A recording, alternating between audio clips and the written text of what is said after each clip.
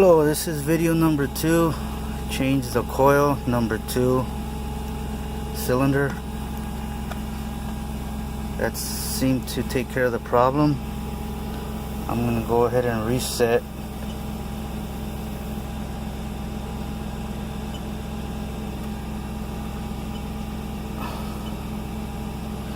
Erase the code.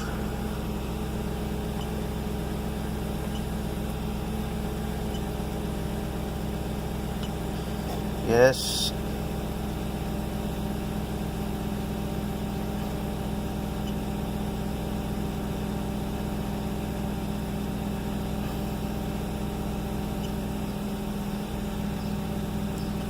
Okay, no more.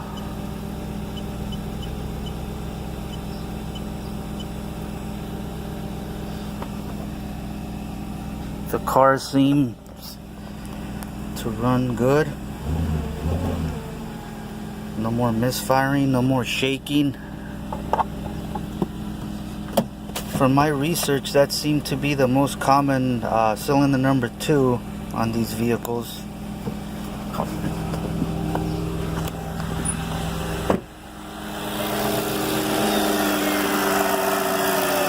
That already changed the coil.